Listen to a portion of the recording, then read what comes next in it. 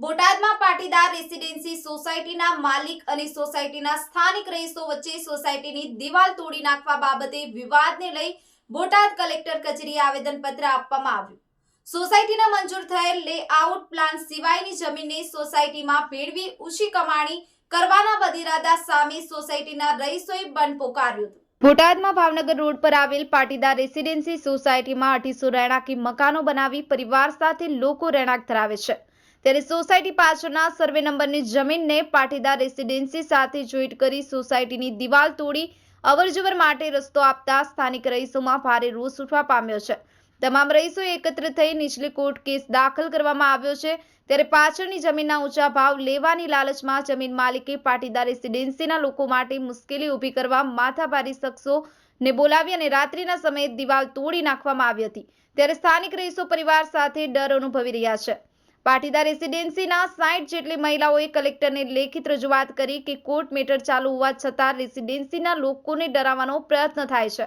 પાછળની જમીનને માટે તાજપર રોડ લાગુ પડતો હોવા છતાં ઊંચા ભાવ લેવા માટે પાટીદાર રેસિડેન્સીમાંથી દિવાલ તોડી રસ્તો મેળવી ભાવનગર રોડ પર રસ્તો કાઢી માપવા માટે પાટીદાર રેસિડેન્સીની દિવાલ તોડવામાં આવી છે, તેમજ કાયદાનું ઉલ્લંઘન કર્યું છે, તેથી ફરીવાર દિવાલ બનાવી દેવામાં આવે તેમજ 250 જેટલા રહેણાંકી મકાનોમાં રહેતા લોકોની સુરક્ષા આપવા માટે પોલીસ બંદોબસ્ત પણ આપવામાં આવે તેવી કલેક્ટર કચેરી ખાતે માંગ કરવામાં આવી હતી। ન્યૂઝ 9 ગુજરાતી બોટાદ। મારું નામ અર્ચનાબેન પટેલ છે। અમે ભાવનગર રોડ પાટીદાર રેસિડેન્સીમાં રહીએ છીએ।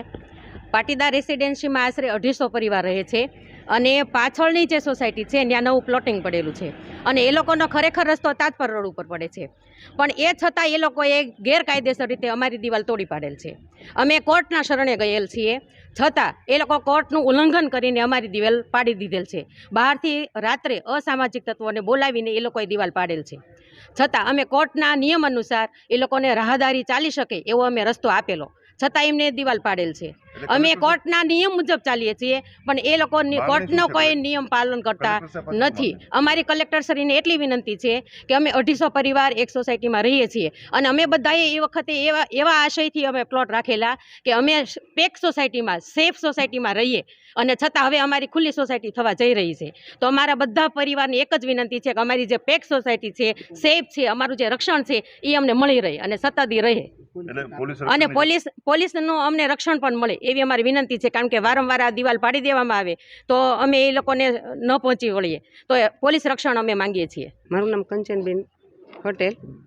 અમે આજે કલેક્ટરને આવેદનપત્ર આપ્યું। એમાં ખાસ મુખ્ય એ કારણ હતું કે અમે ભાવનગર રોડ પાટીદાર રેસિડેન્સીમાં રહીએ છીએ।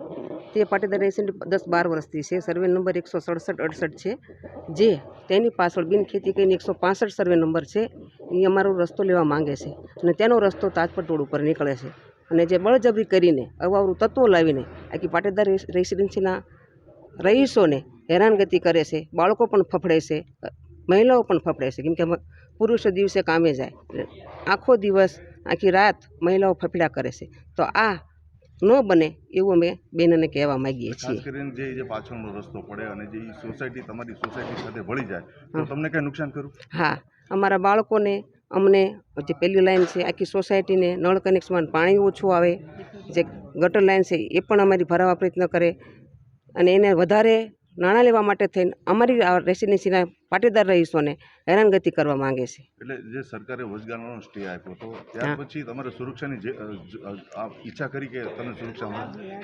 હાજી, કે જે રસ્તો અમે એમને રાહત દરે બધા રહીશોએ તેને રસ્તો ચાલવાનો રસ્તો આપ્યો હતો। વિરલબેન પટેલ કે અમારી 2012ની અંદર સોસાયટીનું નિર્માણ થયેલું છે અને દિવાલ પેક સોસાયટી છે, સોસાયટી ફરતે દિવાલ આવેલી છે, અને એ જે તે સમયે જ્યારે સોસાયટીનું નિર્માણ થયું એ વખતે એ નગરપાલિકાએ એને મંજૂરી, દિવાલ સાથે એની મંજૂરી સાથેની દિવાલ હતી। એ પછીનું જે કંઈ પાછળનો જે સર્વે નંબર છે એની અંદર બિનખેતી થયું, અને બિનખેતી થયું એના અનુસંધાનમાં એમને અમારી સોસાયટીનો જે પ્રાઇવેટ રોડ છે, જે અમારી સોસાયટીના જે કંઈ રોડ છે એ સોસાયટીના પ્રાઇવેટ છે, એમાં કોઈ સરકાર ની પ્રાઇવેટી નથી, અમારી સોસાયટીની પ્રાઇવેટ માલિકીના છે, એમ છતાં એમને અમારી દિવાલ તોડી અને ત્યાં એ રસ્તો આપવાનો પ્રયત્ન કરી, કારણ કે જો એ અમારી પાટીદાર રેસિડન્સીમાં એનો મેઇન રસ્તો કાઢે તો એ લોકોને પ્લોટના ભાવ સારા મળી શકે. એટલે કોઈ પણ જાતના ઓલા વગર અમારી દિવાલ તોડી અને એમને ત્યાંથી રસ્તો કાઢવાનો પ્રયત્ન કર્યો. તમારી શું માંગ છે? અમારી એ માંગ છે, અમે પહેલાં તે આવેદનપત્ર બધે આપવાનો પ્રયત્ન કર્યો હતો, પણ અમારું આવેદનપત્ર કોઈ અમારી અરજી સ્વીકારવા તૈયાર ન હતું. એટલે અમે હાઈકોર્ટમાં ગયા હતા. હાઈકોર્ટે અમને ચુકાદો આપ્યો છે. કેસ અમારો પેન્ડિંગ છે કે કેસનો ચુકાદો ન આવે ત્યાં સુધી ત્યાં દિવાલ ફરીથી કરવામાં આવી હતી, અને હાઈકોર્ટે અમને પણ આદેશ કરેલો હતો કે ચાલવાનો રસ્તો રાખવો. તો એ મુજબ સોસાયટીએ ચાલવાનો રસ્તો પણ આપેલો અને ત્યાં બાકીની દિવાલ ચણી લીધેલી. એમ છતાંય આવારા તત્વોને લાવી અને સામા પક્ષમાં જે સોસાયટી પાછળના સર્વે નંબરવાળા છે એને આવારા તત્વો દ્વારા રાત્રિ દરમિયાન અમારી સોસાયટીમાં એ દિવાલને તોડાવી નાખી. અને સોસાયટીના બાજુમાં જે ઘર આવેલા છે એને પણ નુકસાન થોડું ઘણું થયેલું છે. તો અહીંયા અમે આવેદનપત્ર એ આપવા આવ્યા છીએ કે ભાઈ જ્યાં સુધી અમારો પેન્ડિંગ કેસ છે, કોર્ટનો ચુકાદો જ્યાં સુધી ન થાય, અમને ન્યાયતંત્રમાં પૂરો વિશ્વાસ છે. જો ન્યાયતંત્ર દ્વારા જે કંઈ ચુકાદો આવશે એ અમને શિરોમાન્ય છે, પણ જ્યાં સુધી ચુકાદો નથી આવતો ત્યાં સુધી કોઈ પણ જાતની કામગીરી એમને અમારી સોસાયટીમાં ન કરવી, એ માટેની અરજી અમે આવેદનપત્ર કલેક્ટરશ્રીને આપવા આવેલા છીએ.